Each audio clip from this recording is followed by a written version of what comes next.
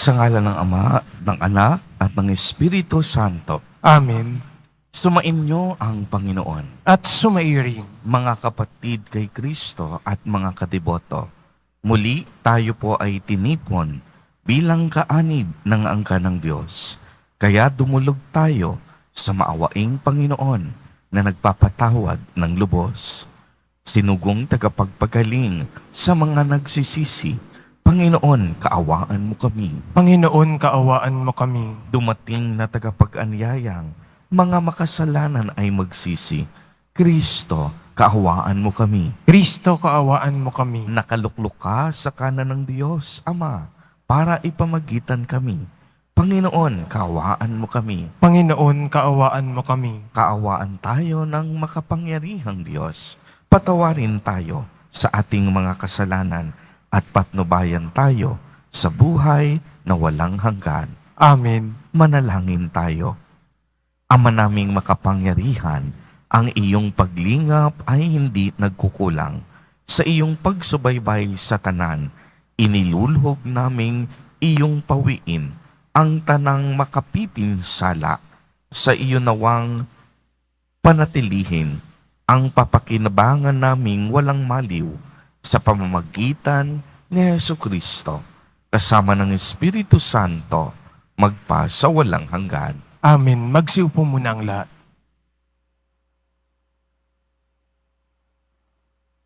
Pagbasa mula sa ikalawang sulat ni Apostol San Pedro.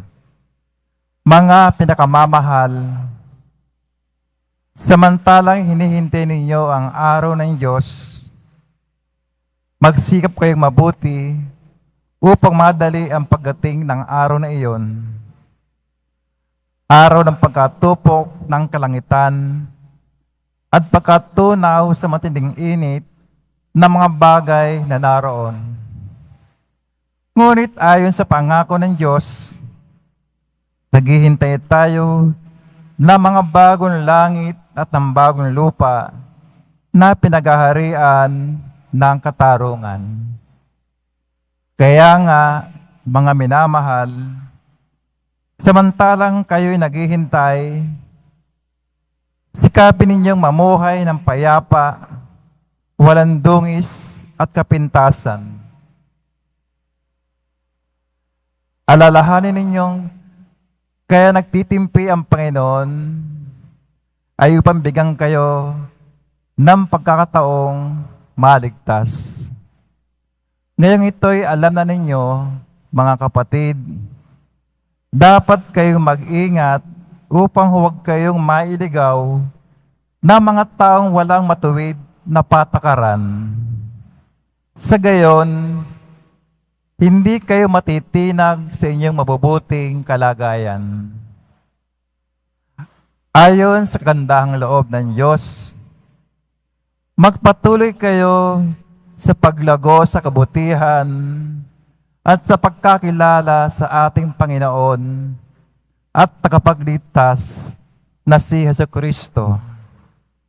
Sa Kanya ang kapurihan ngayon at magpakailanman. Amen.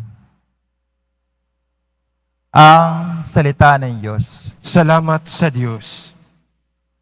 Poon, amin kang tahanan noon, ngayon, at kailanman. Poon, amin kang tahanan noon, ngayon at kailanman. Wala pa ang mga bundok, hindi mo pa nilalalang, hindi mo pa nililikha itong buong daigdigan. Ikaw noon ay Diyos na pagkat ika'y walang hanggan. Poon, amin kang tahanan noon, ngayon at kailanman. Yung taong nilikha mo ay bumalik sa alabok. Sa lupa ay nagbabalik kapag iyong iniutos. Ang 1,000 mga taon ay para bang isang araw. Sa mata mo, Panginoon, isang gisap mata lamang, isang saglit sa magdamag na ito ay dumaraan. Poon, amin kang tahanan noon, ngayon at kailanman. Buhay na may umaabot ng 70 taong singkad. Minsan na may umaabot na 80 kung malakas, yung buong buhay namin sakbibi ng dus at hirap, pumapanaw pagkatapos dito sang maliwanag. Poon aming kang tahanan noon, ngayon at kailanman. Kung umagay ipadama yung wagas mong pag-ibig, at sa buong buhay namin, may galak ang aming awit.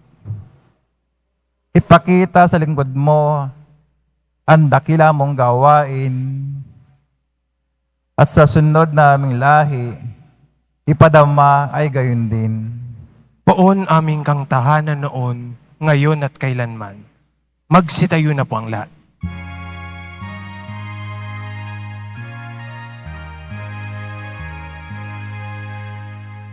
Hallelujah, Hallelujah, Hallelujah, Hallelujah.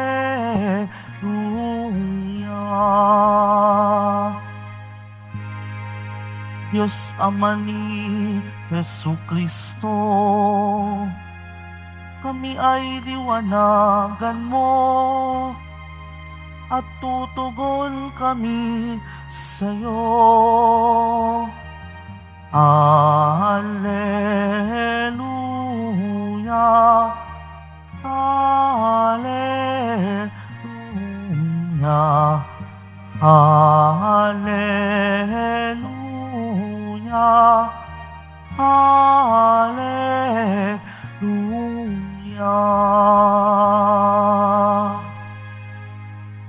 Sumainyo ang Panginoon. At sumaiyo rin. Ang mabuting balita ng Panginoon ayon kay San Marcos. Papuri sa iyo, Panginoon.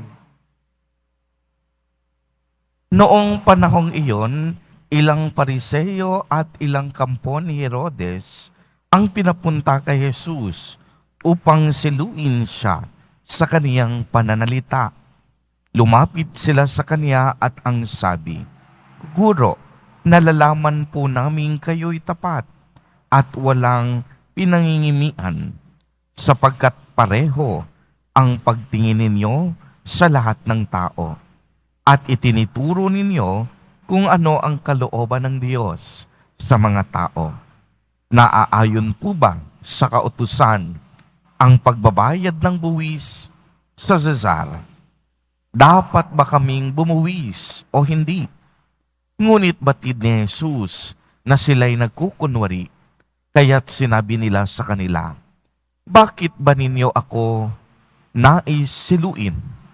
Bigyan ninyo ako ng 1 denaryo. Titingnan ko." At kanilang binigyan siya. "Kaninong larawan at pangalan ang nakaukit dito?" tanong ni Jesus. "Sa Cesar po," tugon nila. Sinabi ni Jesus, "Ibigay ninyo sa Cesar ang sa Cesar, at ang sa Diyos ang sa Diyos." At sila'y namangha sa Kanya. Ang mabuting balita ng Panginoon. Pinupuri ka namin, Panginoong Jesucristo. Magsiupo muna ang lahat. Magandang umaga po sa inyong lahat, mga kapatid kay Kristo. Sa lahat po ng ating mga taga-subaybay sa iba't ibang online platforms at sa lahat ng ating mga kadiboto sa iba't ibang panig ng Pilipinas at maging sa buong mundo kung saan tayo ay naaabot ngayon ng ating live streaming. Mapayapang umaga din po sa inyong lahat. Purihin at dakilain natin ang ating Panginoon, ang mahal na poong Jesus Nazareno. Mga kapatid kay Kristo at mga kadiboto, malugod po namin kayong tinatanggap sa Basilica Minor at Pambansang Dambana ni Jesus Nazareno.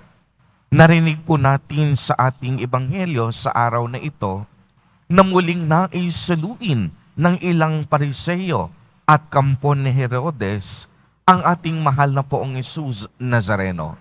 Nais nilang suluin si Jesus sa kadahilanan ng lumalalim na ang kanilang pagkainggit sa ating mahal na Poong Jesus Nazareno. Dumadami na ang mga taong sumusunod at nagtitiwala sa kapangyarihan ng ating mahal na Poong Jesus Nazareno.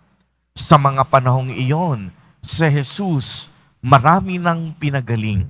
Ang mga pipi nakapagsalita, ang mga bingi nakadinig, ang mga may sakit gumaling sa kanilang sari-saring karamdaman.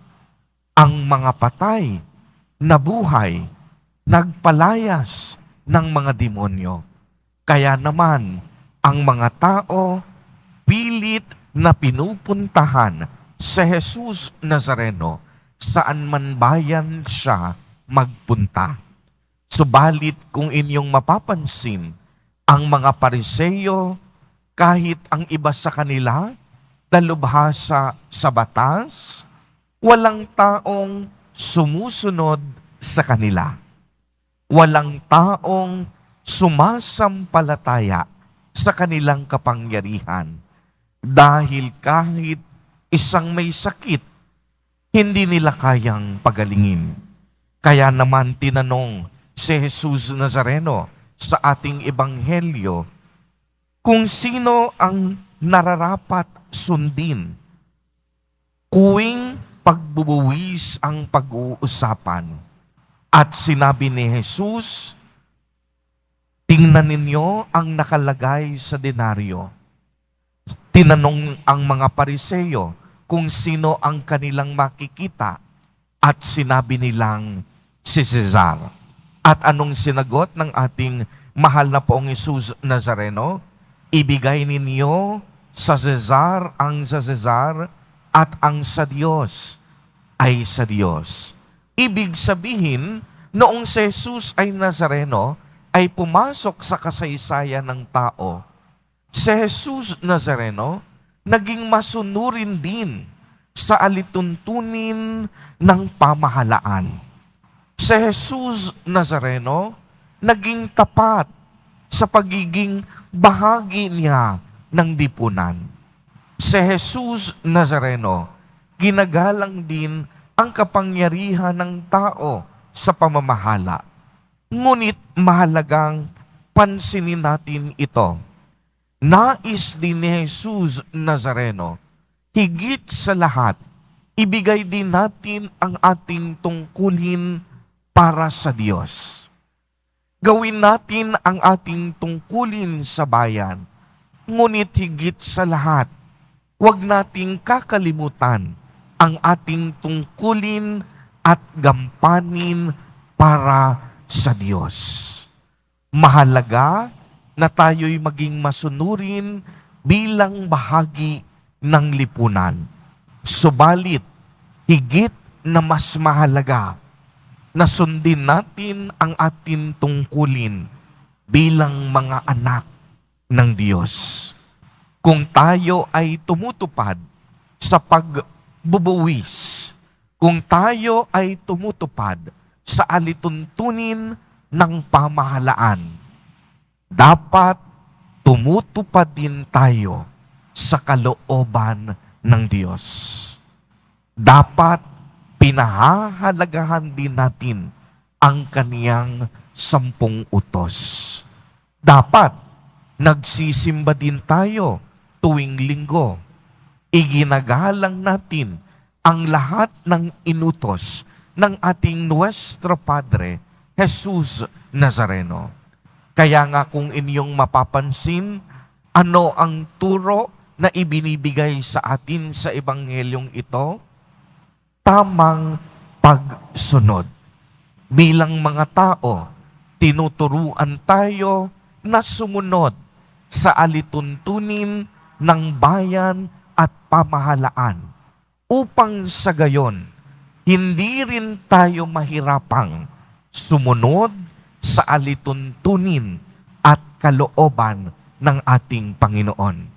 Sapagkat ang tunay na pagsunod, sinusunod natin kung ano ang mabubuti at ikabubuti ng lahat. Sinusunod natin ang mga polisiya ng pamahalaan sa kadahilanang ito ay magbibigay ng kaayusan. Ngunit higit sa lahat, kailangan nating sundin ang kautusan at kalooban ng Diyos dahil ito ang tunay na nagbibigay buhay. Ito ang magdudulot sa atin ng kaligtasan at buhay na walang hanggan. Kaya nga, sa sinabing ito ni Jesus Nazareno, hindi niya sinasabing magdasal ka lang sa buong araw. Hindi rin sinasabi ni Jesus Nazareno na magtrabaho ka lang buong araw. Ang nais ni Jesus Nazareno, maging balanse ang ating buhay. Bagamat mayroon tayong mga pansariling gawain, hindi natin dapat nakakalimutan ang Diyos. Hindi rin sinasabi ni Jesus Nazareno na 24 oras, magdasal lang ang iyong gagawin. At hindi mo nagagawin ang iyong tungkulin sa loob ng pamilya, sa loob ng bayan, at sa loob ng bansa. Ang sabi ni Jesus Nazareno, gawin natin ang ating makakaya upang sa gayon mapaglingkuran natin ang ating bayan at higit sa lahat, mapaglingkuran natin ang ating Panginoon. Amen. Purihin at dakilain natin ang ating Panginoon, ang mahal na poong Jesus Nazareno. Magsitayo na po ang lahat. Minamahal kong mga kapatid, nabubuhay ang mga Kristiyano sa dalawang dimensyon.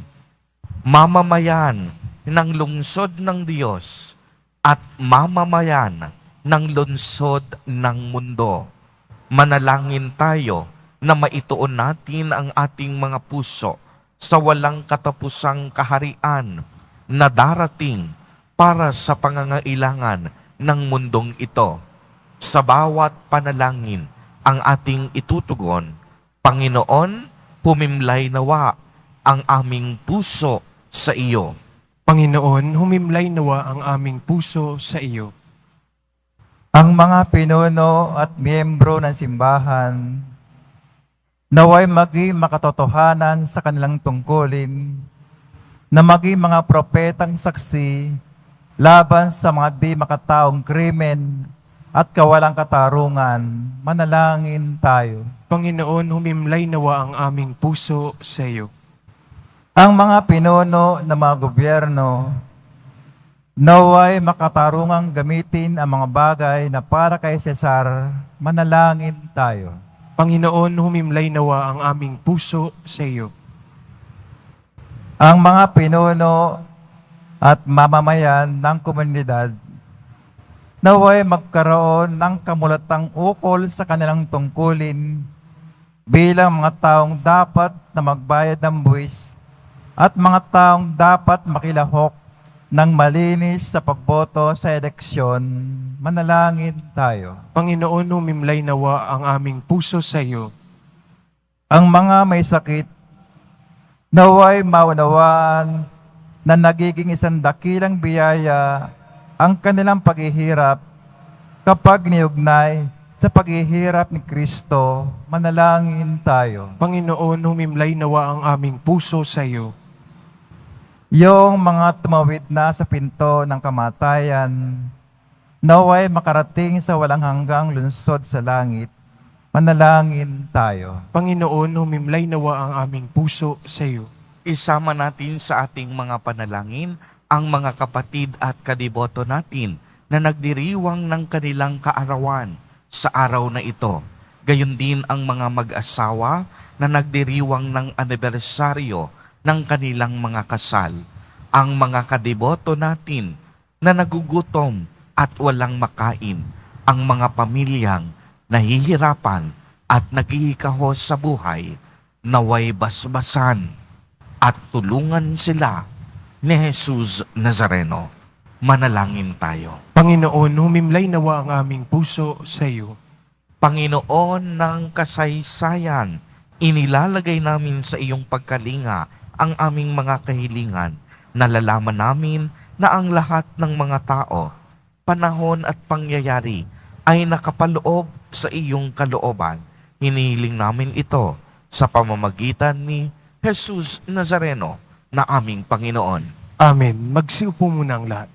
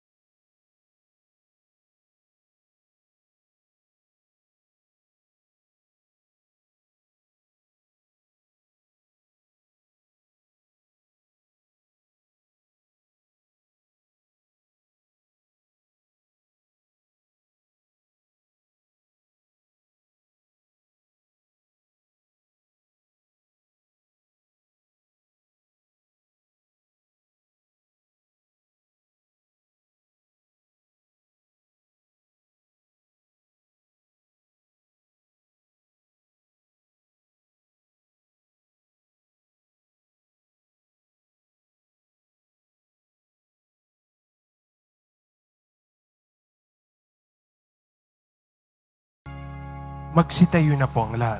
Manalangin kayo mga kapatid upang ang paghahain natin ay kalugdan ng Diyos amang makapangyarihan. Tanggapin nawa ng Panginoon itong paghahain sa iyong mga kamay, sa kapurihan niya at karangalan, sa ating kapakinabangan, at sa buong sambayanan niyang banal. Ama naming lumikha, sa iyong katapatan kami nagtitiwala. Ngayong ang mga alay ay aming inihahanda at inihahain dito sa banal mong dambana.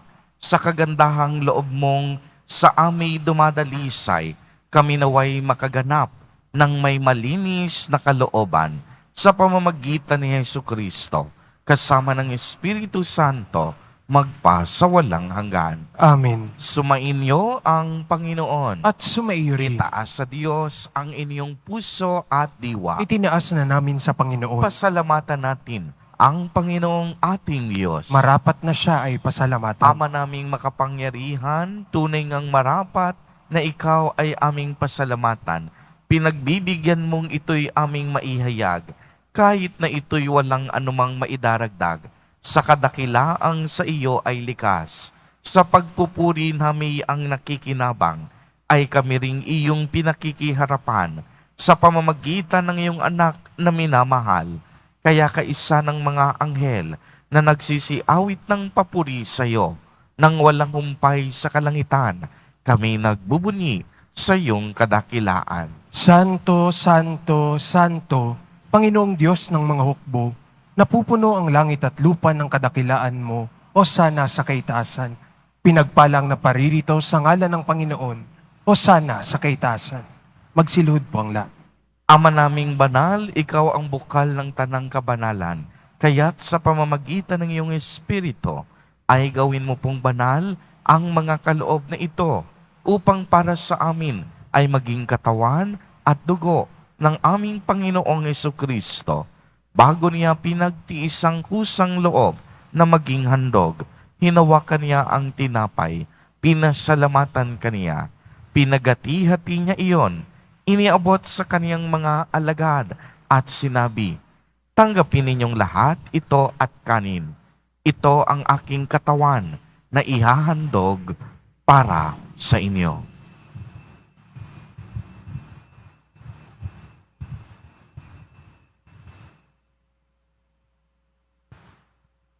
Gayon din naman noong matapos ang hapunan, hinawakan niya ang kalis, muli kanyang pinasalamatan.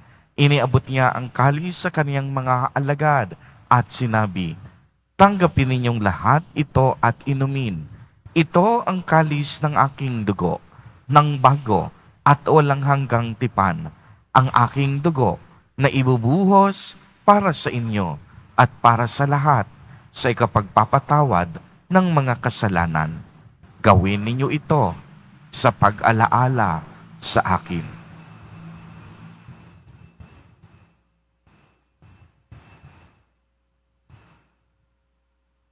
Magsitayo na po ang lahat. Ang misteryo ng pananampalataya. Si Kristo'y namatay, si Kristo'y nabuhay, si Kristo'y babalik sa wakas ng panahon. Ama, ginagawa po namin ngayon ang pag-alaala sa pagkamatay at muling pagkabuhay ng iyong anak. Kaya't iniaalay namin sa iyo ang tinapay na nagbibigay buhay at ang kalis na nagkakaloob ng kaligtasan. Kami po'y nagpapasalamat dahil kami iyong minarapat na tumayo sa harap mo para maglingkod sa iyo. Isinasamo namin na kaming magsasalo-salo sa katawan at dugo ni Kristo ay mabuklod sa pagkakaisa sa pamamagitan ng Espiritu Santo. Ama, lingapin mo po ang iyong simbahang laganap sa buong daigdig. Puspusin mo kami sa pag-ibig kay isa ni Francisco na aming Santo Papa at ni Jose na aming Obispo at ng Tanang Kaparian. Alalahanin mo rin ang mga kapatid naming nahimlay nang may pag-asang sila'y muling mabubuhay. Gayon din ang lahat ng mga pumanaw. Kaawaan mo po sila at patuloyin sa iyong kaliwanagan. Kaawaan mo at pagindapatin kaming lahat na makasalo sa iyong buhay na walang wakas, kaisa ng mahal na Birheng Maria na ina ng Diyos, ng kabiyak ng puso niyang si San Jose, kaisa ng mga apostol at ng lahat ng mga banal na namuhay dito sa daigdig ng kalugod-lugod sa iyo. Maipagdiwang nawa namin ang pagpupuri sa ikararangal mo sa pamamagitan ng iyong anak na aming Panginoong Hesukristo. Sa pamamagitan ni Kristo, kasama niya at sa Kaniya, ang lahat ng parangal at papuri ay sa iyo, Diyos amang makapangyarihan, kasama ng Espiritu Santo, magpa sa walang hanggan. Amen. Sa tagubilin ng mga nakagagaling na utos at turo ni Jesus na Panginoon natin at Diyos, ipahayag po natin ng lakas loob. Ama namin, sumasalangit ka. Sambahin ang ngalan mo, mapasa amin ang kaharian mo, sundin ang loob mo dito sa lupa para nang sa langit.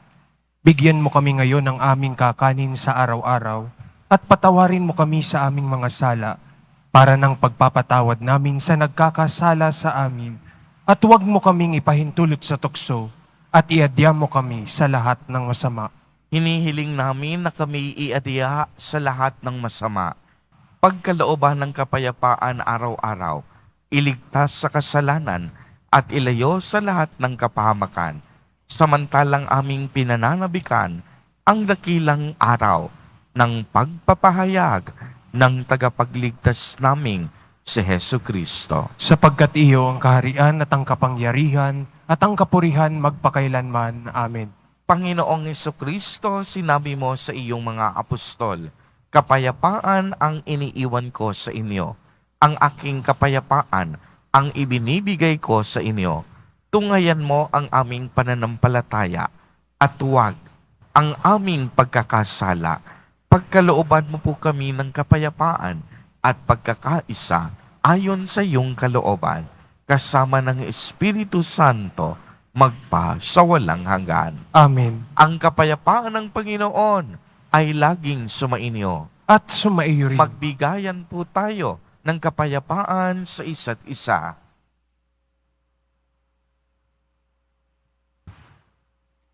Kordero ng Diyos, na nag-aalis ng mga kasalanan ng sanlibutan, maawa ka sa amin.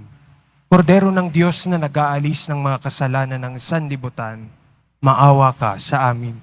Kordero ng Diyos na nag-aalis ng mga kasalanan ng sanlibutan, ipagkaloob mo sa amin ang kapayapaan. Magsilod po ang lahat. Ito ang kordero ng Diyos. Ito ang nag-aalis ng mga kasalanan ng sanlibutan. Mapalad ang mga inaanyayahan sa kaniyang piging.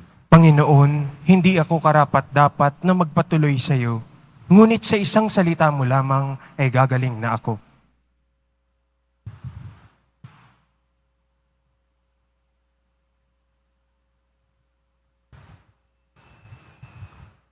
Para sa lahat ng tatanggap ng banal na komunyon, sasagot po tayo ng amin pagkasabi ng pare o ng lay minister ng katawan ni Kristo at isubo agad sa bibig bago umalis sa harapan ng pari o lay minister. Sumunod po tayo.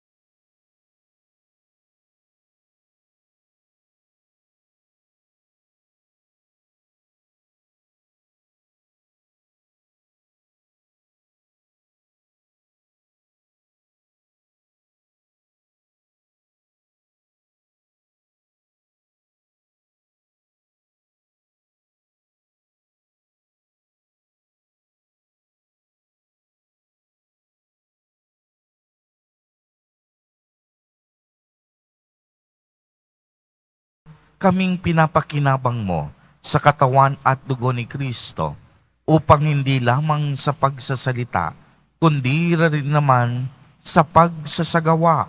Ikaw ay aming maipagdangal at maging marapat kaming makapasok sa kaharian mo sa kalangitan sa pamamagitan ni Hesu Kristo kasama ng Espiritu Santo magpasawalang hanggan. Amen. Sumainyo ang Panginoon. At sumaiyo rin. Pagbabasbas, mahal na poong Jesus Nazareno, inihayag mo sa pamamagitan ng krus ang walang maliw na pag-ibig ng Diyos sa sangkatauhan.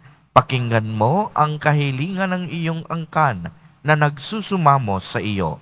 Makamtanawa nila ang iyong katugunan at tanggapin ang kasagutan na may utang na loob na tinatanaw. Basbasan din po ninyo ang mga daladala nilang mga imahin at dasalan. Sa pamamagitan ng bendisyon na ito, naway maalala nila ang mga pangako nila noon sa binyag na ikaw ang kanilang iibigin at paglilingkuran bilang Panginoon magpasawalang hanggan. Amen. At pagpalain po kayong lahat at ng inyong buong pamilya ng makapangyarihang Diyos, Ama, Anak, at Espiritu Santo. Amen. Humayo kayong taglay ang pag-ibig at kapayapaan ng poong Jesus Nazareno. Salamat sa Diyos.